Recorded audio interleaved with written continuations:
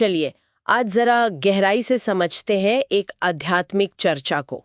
हमारे पास 26 नवंबर 2025 की एक मुरली का अंश है जी। अब देखिए, ये कोई सामान्य प्रवचन नहीं है। नहीं, बिल्कुल नहीं। ये एक तरह का नक्शा है जो किसी को भिखारी से राजकुमार बनाने का दावा करता है। सही कहा। आज हम इसी नक्शे के जरूरी हिस्सों को समझने की कोशिश करेंगे कि इस सफर का पहला कदम क्या है, मंजिल क्या है, और रास्ते में नियम इतने सख्त क्यों हैं? हाँ, खासकर एक नियम जो किताबों से जुड़ा है। बिल्कुल सही कहा आपने। ये सिर्फ कुछ उपदेशों का संग्रह नहीं है, ये एक पूरी कह सकते हैं जीवन प्रणाली है। अच्छा। इसमें दुनिया को देखने का, खुद को समझने का एक बहुत ही विशिष्ट नजरिया है। तो आज हमारी कोशिश रहेगी कि हम इसके मुख्य विचारों की परतें खोलें। जैसे आत्मा की पहचान, याद की प्रक्रिया का असली मतलब क्या है, और समय का वो चक्र। हाँ, वो चक्र वाली बात जो कहता है कि दुनिया का अंत और एक नई शुरुआत दोनों ही करीब हैं। ये एक पूरी मानसिकता को बदलने की बात है। तो इस सफर का सबसे पहला और शायद सबसे बड़ा कदम है अपनी पहचान को पूरी तरह से बदलना। हाँ, बिल्कुल। स्रोत में साफ साफ कहा गया है, देह सहित देह के सर्व संबंध छोड़ अपने को आत्मा समझो। हाँ, ये सुनने में जितना आसान लगता है उतना है नहीं। बिल्कुल नहीं। मतलब अपना नाम, परिवार, पेशा सब कुछ भूलकर सिर्फ एक पहचान याद रखनी। मैं एक आत्मा हूँ। हाँ, यही इसकी नींव है। इस दर्शन के मुताबिक हम सब असल में आत्माएं हैं जो इस दुनिया में एक शरीर रूपी वस्त्र पहनकर आती हैं। एक वस्त्र की तरह। अच्छा। हाँ, हमारा असली घर वो कहीं और है जिसे परम धाम कहा गया है। तो इस यात्रा का मकसद ही यही है कि हम वापस उसी अशरीरी अवस्था में लौटें। और इसमें सबसे बड़ी रुकावट है देह अभिमान। देह अभिमान मतलब खुद को शरीर मानना। हाँ, बिल्कुल। पाठ में बार बार इस पर जोर दिया गया है कि लोग इसी देह अभिमान में फंसकर अपने सांसारिक रिश्तों और चीजों को याद करते रहते हैं। और वो उन्हें नीचे खींचता है। सही बात। वो उन्हें नीचे खींचता है। ये एक दिलचस्प मनोवैज्ञानिक पहलू है। कैसे? कि अगर कोई सच में अपनी शारीरिक पहचान को पूरी तरह से भुला दे तो उसकी प्राथमिकताएं, उसके डर, उसकी इच्छाएं सब कुछ बदल जाएंगी। एकदम। ये एक तरह का रीबूट है। एकदम। इसे आप ऐसे समझ सकते हैं कि आप एक किरदार निभा रहे हैं। हाँ। और आपको याद दिलाया जा रहा है कि आप असल में एक एक्टर हैं। ये सिर्फ एक भूमिका है। अच्छा। जैसे ही आपको याद आता है, आप मंच पर हो रही घटनाओं से वो भावनात्मक रूप से अलग हो जाते हैं। सही। देहाभिमान से मुक्ति का मतलब भी यही है कि दुनिया के दुख सुख से ऊपर उठकर अपनी असली शाश्वत पहचान में टिक जाना। तो एक बार जब ये बुनियाद तय हो गई कि मैं शरीर नहीं आत्मा हूँ, तो जाहिर है अगला सवाल यही उठता है कि एक आत्मा के तौर पर मुझे करना क्या है। और यहीं से याद का ये अनोखा कॉन्सेप्ट सामने आता है। जी। ये बस किसी को मिस करने जैसा याद करना तो नहीं है। नहीं, बिल्कुल नहीं। यहाँ याद एक बहुत ही सक्रिय और शक्तिशाली प्रक्रिया है।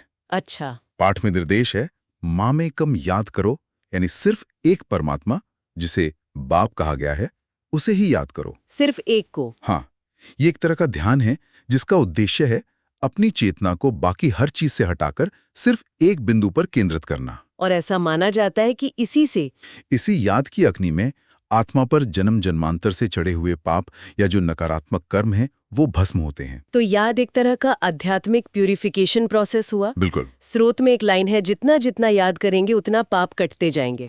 ये तो सीधे सीधे कर्म के सिद्धांत से जुड़ा है।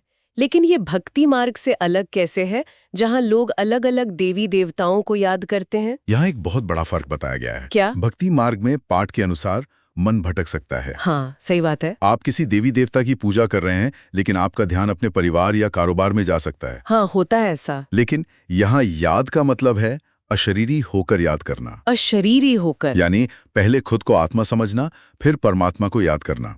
ये एक सीधा और अनन्य कनेक्शन है। अच्छा। इसका लक्ष्य ही चेतना को इतना ऊपर उठाना है कि शरीर का भान ही खत्म हो जाए। इसे समझने के लिए कोई उदाहरण सोच सकते हैं क्या? आप इसे एक बैटरी की तरह समझ सकते हैं। बैटरी? हाँ, इस दर्शन के अनुसार जब आत्मा पहली बार दुनिया में आती है तो वो 100% चार्ज होती है। मतलब सतो प्रधान? हाँ, सतो प्रधान या पूरी तरह से शुद्ध। समय के चक्र में घूमते घूमते, जन्म लेते लेते उसकी ऊर्जा खत्म होती जाती है और कलयुग के अंत तक आते आते वो पूरी तरह डिस्चार्ज हो जाती है तमो प्रधान या अशुद्ध।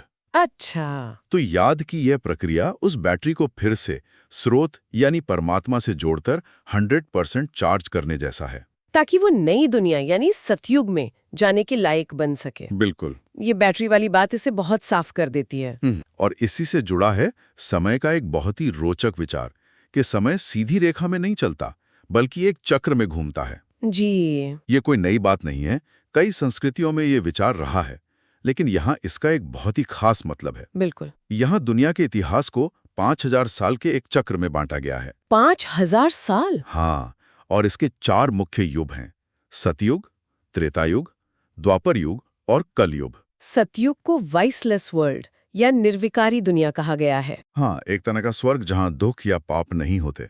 और कलयुग? और कलयुग को विशेष वर्ल्ड या विकारी दुनिया यानी आज की दुनिया, जो दुख, भ्रष्टाचार और अशुद्धियों से भरी है। और सबसे अहम बात यह है कि पाठ के अनुसार अभी हम इस चक्र के अंत में हैं। अंत में है, लेकिन एक खास समय में, जिसे संगम युग कहा गया है। संगम युग, ये क्या है?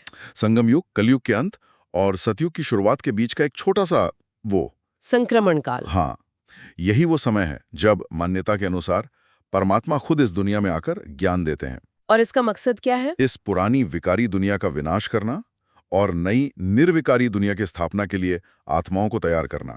इसमें एक बहुत सीधी और चौंकाने वाली बात कही गई है। क्या? इस पुरानी दुनिया का विनाश सामने खड़ा है। हाँ। 1 मिनट रुकते हैं। विनाश सामने खड़ा है, ये सिर्फ एक आध्यात्मिक विचार नहीं है, ये तो एक भविष्यवाणी है। जी। ये अनुयायियों के लिए एक अर्जेंसी कैसे पैदा करता होगा? बिल्कुल, कि अब समय नहीं बचा है, जो करना है अभी करना है। यही इसका मुख्य प्रेरक बल है। अच्छा। जब आपको पता हो कि पुरानी दुनिया खत्म होने वाली है और एक नई बेहतर दुनिया आने वाली है, तो आपका ध्यान पुरानी दुनिया की चीजों से अपने आप हट जाता है। सही बात है। आपका पूरा फोकस नई दुनिया में एक ऊंचा पद पाने की तैयारी पर लग जाता है। ये संगम युगी वो मौका है। इस चक्कर को समझाने के लिए एक बड़ के झाड़ यानी बरगद के पेड़ का उदाहरण भी दिया गया है। हाँ। मुझे ये उदाहरण इसलिए दमदार लगा क्योंकि ये एक ही तस्वीर में पूरे तर्क को समेट देता है। हाँ, ये बहुत सटीक उदाहरण है। इसमें बताया गया है कि जो मूल आदि सनातन देवी देवता धर्म था, वो इस विश्वरूपी वृक्ष का तना या नींव था। ठीक है। समय के साथ वो नींव लगभग खत्म हो गई, या जैसा पाठ में कहा गया है, फाउंडेशन है नहीं। लेकिन जो बाकी धर्म आए, हाँ, जो बाद में धर्म आए, इस्लाम, बौद्ध, ईसाई, वे शाखाओं की तरह फैल गए और आज भी मौजूद है।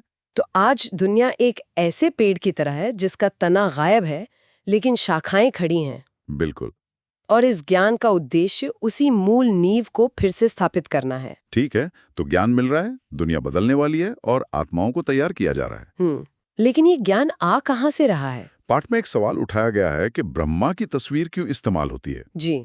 इस पूरी प्रक्रिया में उनकी क्या भूमिका है? इसका जवाब भगीरथ के प्रतीक से दिया गया है। भगीरथ? हाँ, जैसे भगीरथ गंगा को स्वर्ग से धरती पर लाए, वैसे ही इस ज्ञान को परम धाम से मनुष्य तक लाने के लिए एक माध्यम की जरूरत है। अच्छा। इस दर्शन के अनुसार सर्वोच्च आत्मा शिव निराकार है, उन्हें बोलने के लिए एक मुख चाहिए। इसके लिए वे एक साधारण मनुष्य के शरीर का आधार लेते हैं, जिन्हें वे ब्रह्मा नाम देते हैं। और इस शरीर को रथ कहा गया है? जी, रथ। रथ ही क्यों, कोई और शब्द क्यों नहीं, जैसे संदेशवाहक? ये रथ का विचार बहुत दिलचस्प है। क्यों? क्योंकि ये माध्यम को पूरी तरह से निष्क्रिय बना देता है। एक संदेशवाहक अपने विचार मिला सकता है, अपनी व्याख्या जोड़ सकता है। सही बात है। लेकिन एक रथ सिर्फ सवार को ले जाता है, वो अपनी मर्जी से रास्ता नहीं बदलता। अच्छा, तो ब्रह्मा को एक ऐसा शुद्ध माध्यम बताया गया है? हाँ, जिनके अपने विचार इस ज्ञान में हस्तक्षेप नहीं करते। ज्ञान सीधे स्रोत यानी शिव से आ रहा है। पाठ में साफ लिखा है, शिव भगवानुवाच है, ये रथ मैंने लिया है। तो ब्रह्मा एक माध्यम है जिनके द्वारा ये ज्ञान दिया जा रहा है। जी। और इस ज्ञान का अंतिम लक्ष्य क्या है? सिर्फ शुद्ध होना या मोक्ष पाना? नहीं, लक्ष्य उससे कहीं ज्यादा बड़ा और महत्वाकांक्षी है। वो क्या है? पाठ में साफ लिखा है कि इसका उद्देश्य अनुयायियों को विश्व का महाराजा बनाना है। विश्व का महाराजा? हाँ, ठीक लक्ष्मी नारायण की तरह, जो सतयुग के पहले महाराजा महारानी थे और 21 जन्मों तक राज करते हैं। अच्छा, तो ये सिर्फ आध्यात्मिक शुद्धि नहीं है, ये सर्वोच्च शाही पद की प्राप्ति है। अनुयायियों को ये नशा या चेतना बनाए रखने के लिए कहा जाता है कि हमको भगवान पढ़ाते हैं, जिससे हम विश्व का महाराजा बनते हैं। ये बेगर टू प्रिंस वाली बात अब समझ में आ रही। ये इस दर्शन का मूल साइकोलॉजिकल इंजन है। ये सिर्फ पवित्र बनने के बारे में नहीं है, बल्कि एक पूरी तरह से स्टेटस बदलने का वादा है। और शायद यही वादा उन सख्त नियमों को मानने की प्रेरणा देता है जिनके बारे में हम अब बात करने वाले हैं। बिल्कुल। जब लक्ष्य इतना ऊंचा हो तो अनुशासन भी उतना ही कड़ा होता है। और यहीं पर वो नियम आता है जो शायद आज के समय में सबसे ज्यादा चौंकाने वाला लगता है। वो नियम है नॉवेल, उपन्यास या किसी भी तरह की विकारी फिल्मी कहानियों को पढ़ने पर पूरी पाबंदी। हाँ। इसे बेकायदे यानी नियमों के विरुद्ध बताया गया है। ये सिर्फ एक सलाह नहीं है, ये एक बहुत सख्त निर्देश है। हाँ, और इसके पीछे का तर्क बहुत साफ है। क्या? अगर लक्ष्य विश्व का महाराजा बनना है तो आप अपनी चेतना को काल्पनिक विकारी दुनिया की कहानियों से दूषित नहीं कर सकते। अच्छा? इसे एक तरह की मानसिक खुराक पर नियंत्रण की तरह देखा जाता है। जैसे एक एथलीट अपनी डाइट को कंट्रोल करता है, बिल्कुल वैसे ही एक आध्यात्मिक छात्र को अपनी मानसिक डाइट को कंट्रोल करना होता है। और ऐसी सामग्री को आध्यात्मिक प्रगति में सबसे बड़ी बाधा माना जाता है। हाँ, क्योंकि ये मन को अशुद्ध करती है और उसे देह अभिमान की दुनिया में वापस खींचती है। निर्देश तो यहाँ तक है कि अगर कोई ऐसा पढ़ता हुआ दिखे तो झट उठा के फाड़ दो। जी। ये तो बहुत आक्रामक लगता है। क्या इसका मकसद सिर्फ अनुशासन है या इसके पीछे कोई गहरा डर है कि बाहरी विचार इस सिस्टम को कमजोर कर सकते हैं? दोनों ही बातें हो सकती है। एक स्तर पर ये एक दूसरे को सावधान करने का एक तरीका है, एक मजबूत समुदाय बनाने की कोशिश है जहां हर कोई एक दूसरे को नियमों पर चलने में मदद करता है। ठीक है। लेकिन दूसरे स्तर पर ये बाहरी प्रभावों से सिस्टम की शुद्धता को बचाने की एक कोशिश भी है। मतलब अगर आप एक नियंत्रित वातावरण बना रहे हैं तो आप नहीं चाहेंगे कि कोई भी बाहरी विचार आकर उसे भंग करे। बिल्कुल। मतलब अगर मैं वहां होती तो मेरी पूरी लाइब्रेरी खतरे में होती। ये वाकई एक बहुत ही सख्त नियम है। और ये भी कहा गया है कि ऐसा करने में किसी के गुस्से या श्राप से डरने की जरूरत नहीं है। ये दिखाता है कि नियम का पालन व्यक्तिगत भावनाओं से ऊपर है। हाँ, और ये अनुशासन सिर्फ पढ़ने लिखने तक ही सीमित नहीं है। अच्छा। इसे व्यवहार में भी लाने की बात कही गई है। अनुयायियों को वर्ल्ड सर्वर यानी विश्व सेवक बनने के लिए कहा जाता है। और देह अभिमान से दूर रहने का एक और उदाहरण दिया गया है, जैसे एक गवर्नर। हाँ, जो इतने ऊंचे पद पर होकर भी खुद को ओबीडियंट सर्वेंट यानी आज्ञाकारी सेवक लिखता है। अच्छा। संदेश ये है कि पद चाहे कितना भी बड़ा क्यों ना मिले, विनम्रता और सेवा भाव बना रहना चाहिए। तो इस पूरी चर्चा को अगर हम समेटें तो क्या सार निकलता है? एक तरफ अपनी पहचान को आत्मा के रूप में स्थापित करना, दूसरी तरफ एक सर्वोच्च शक्ति को लगातार याद करना, समय के चक्र को समझना कि दुनिया बदलने वाली है और इन सब के लिए एक बहुत ही अनुशासित जीवन जीना। संक्षेप में ये एक ऐसा दर्शन है जो व्यक्ति को बिगर टू प्रिंस बनाने का एक पूरा रोड मैप देता है। सही। ये एक आंतरिक परिवर्तन की प्रक्रिया है जिसका इनाम है एक नई आदर्श दुनिया में सर्वोच्च पद। इसमें आप नियंत्रण, सेवा भाव और एक निष्ठता पर बहुत गहरा जोर है। हर नियम, हर अवधारणा, हर कहानी इसी एक बड़े लक्ष्य को साधने के लिए बनाई गई है। और अंत में एक विचार जो ये पाठ हमारे लिए छोड़ जाता है। जी। इसमें अनुयायियों को मास्टर दुख हरता सुख करता बनने का वरदान दिया गया है। यानी वो जो दूसरों के दुख दूर करे और सुख दे। जी। ये एक दिलचस्प सवाल खड़ा करता है। एक ऐसा अभ्यास जो ज्यादातर आंतरिक शुद्धि और एकांत में याद करने पर इतना केंद्रित है, वो दुनिया में दूसरों को सक्रिय रूप से सुख देने की भूमिका में कैसे बदलता है? सोचने वाली बात है। क्या ये आंतरिक परिवर्तन अपने आप बाहरी सेवा में बदल जाता है या इसके लिए कोई अलग प्रयास करना पड़ता है? ये सोचने वाली बात है।